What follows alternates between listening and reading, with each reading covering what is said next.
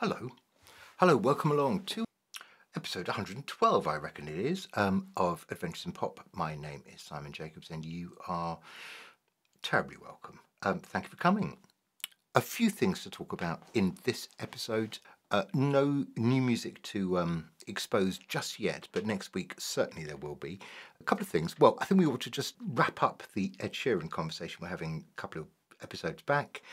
I want to talk very briefly about another little Spotify development, not a good one for me, not much I can do about it. And then I was thinking this week about the great singers of our age over the last 50, 60 years who can't sing.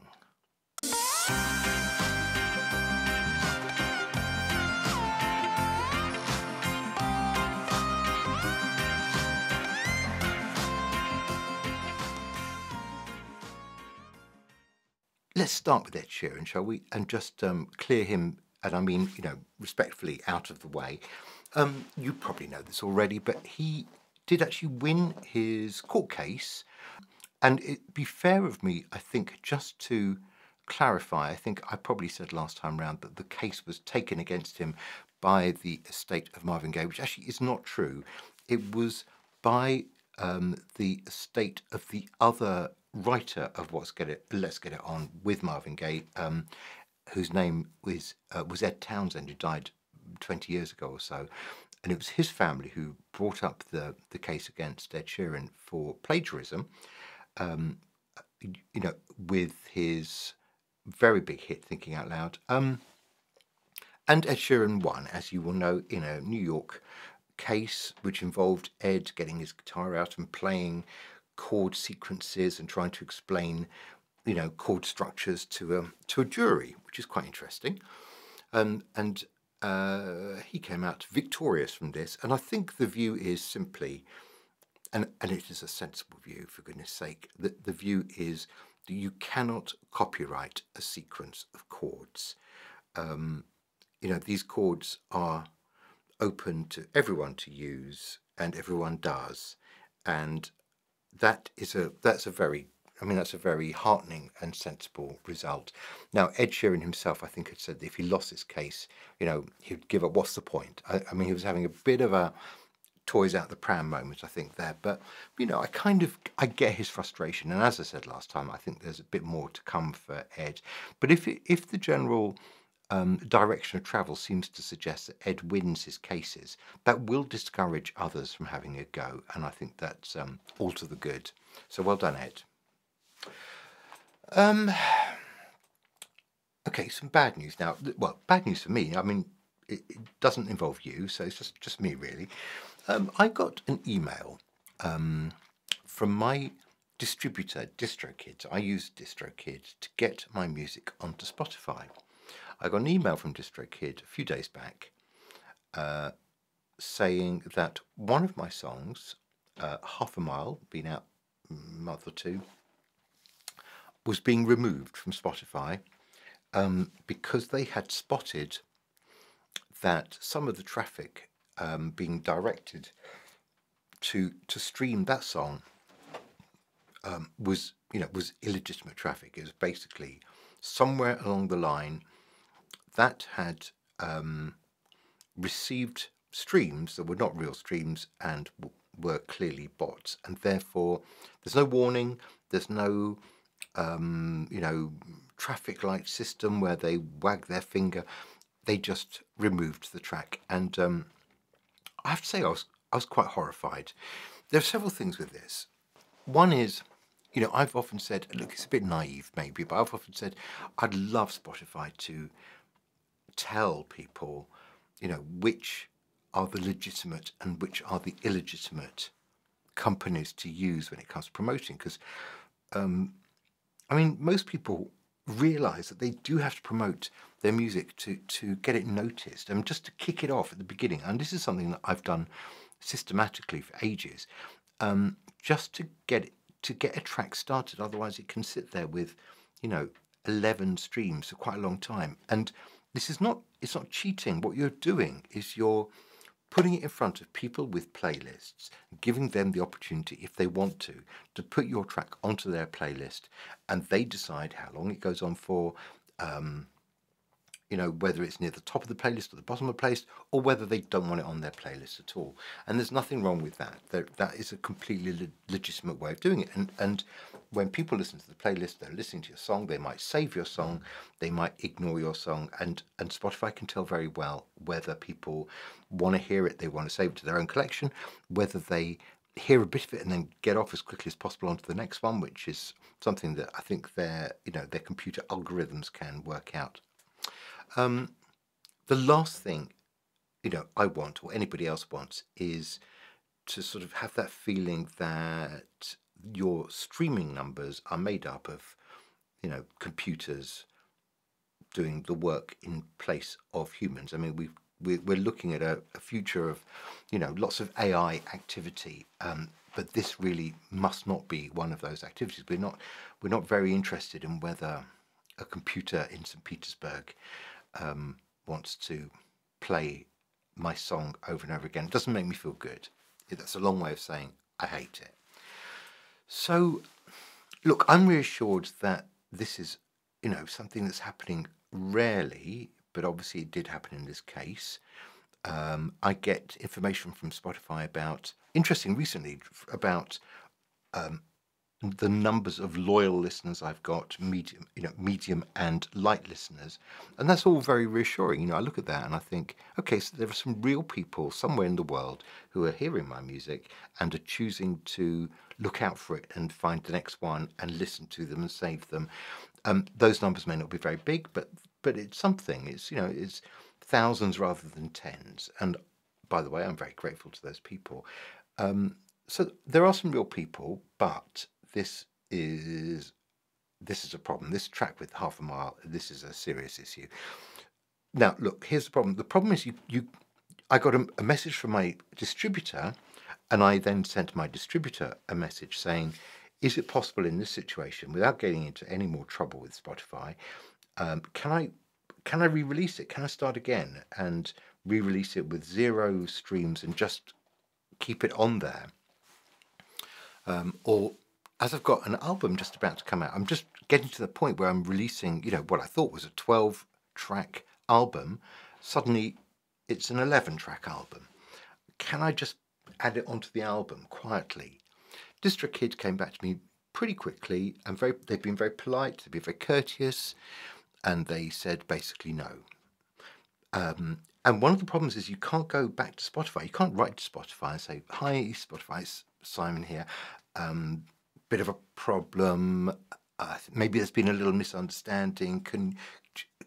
I'm a good guy. Can you put me back? There's no recourse there. So it's done. It's gone. So 2 things. One is I have to be a lot more careful in future, and I have got some new ideas about how to promote myself in a much more careful, legitimate, human way, and it's going to cost me more money, and I just think I probably must just do that. I just have to accept that is the safer way of doing it and not take any more chances. So that's a commitment I've sort of had to make to myself, and I might as well tell you because I like to tell you everything. So going forward, I've got to be more careful. The other thing I've got to do, being very practical, is quickly dust down another song or create another song fast, or move one from what I thought was a future group of songs into this album, because I don't want to release an album suddenly with only 11 tracks on. I mean, in a way, nobody would care, but that would bother me probably for the rest of my life. So I've got to find a 12th track, and I'm actually just in the process of putting that together now. And to be honest, I don't mind doing that. It's quite fun.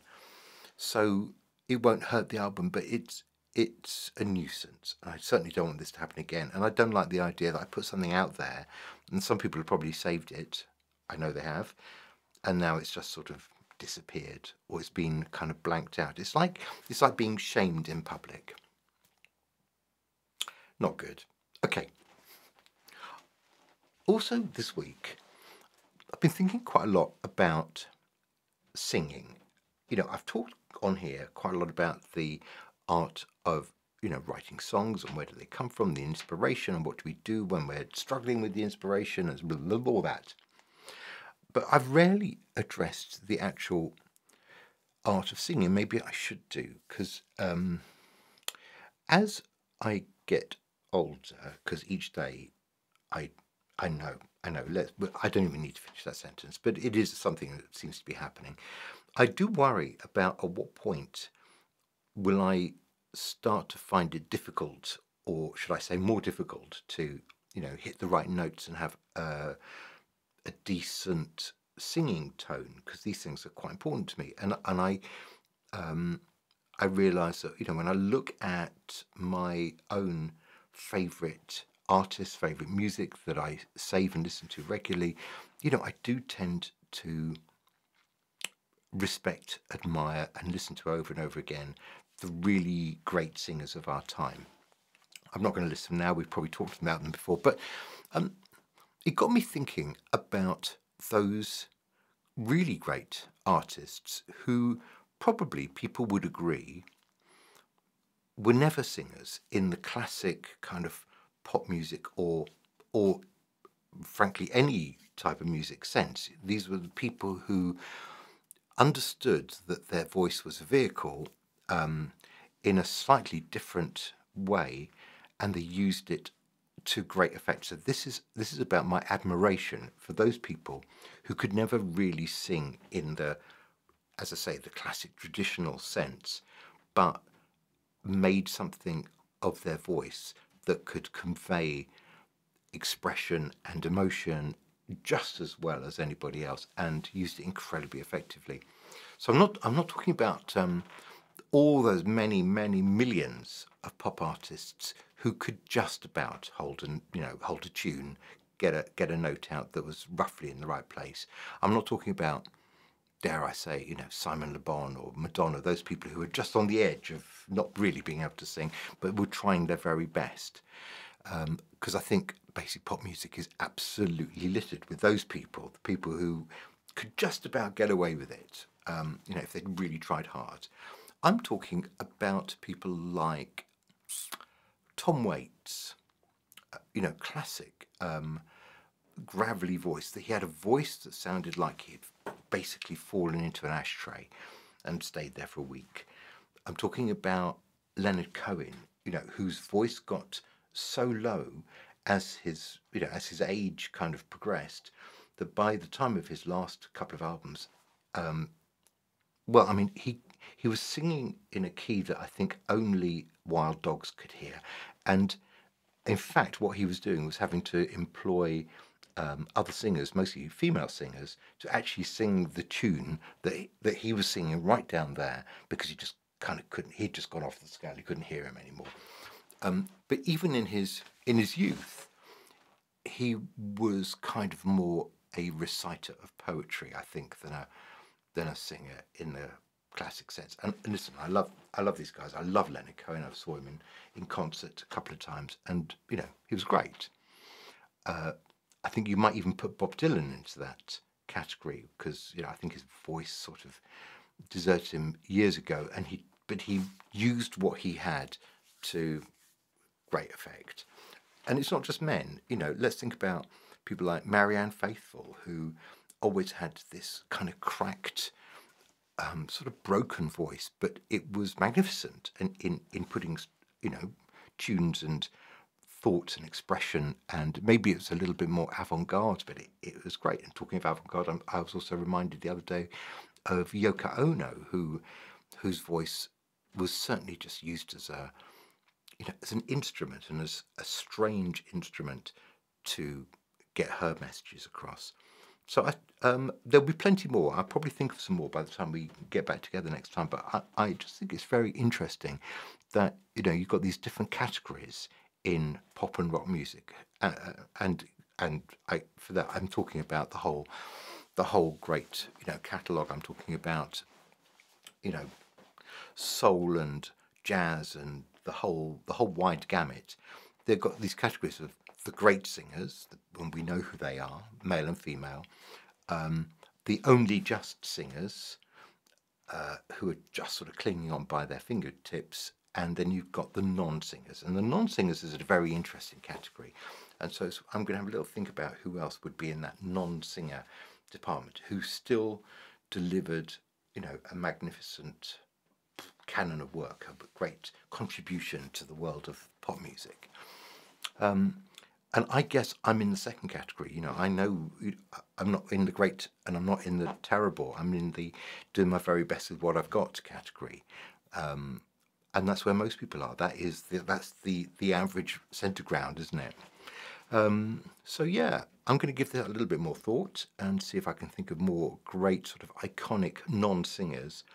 And next week, I will be back with the 11th track, which is now suddenly, I think, the 10th track from my album 5, and then shortly after that, the album with 2 new songs. It was going to be 1, but now it's 2 new songs will come out, and we'll move on to the next batch of music. So I'm looking forward to that. I'm looking forward to getting all of this music out. I'm looking forward to staying on the right side of Spotify and talking to you again next week. You take care. Bye-bye.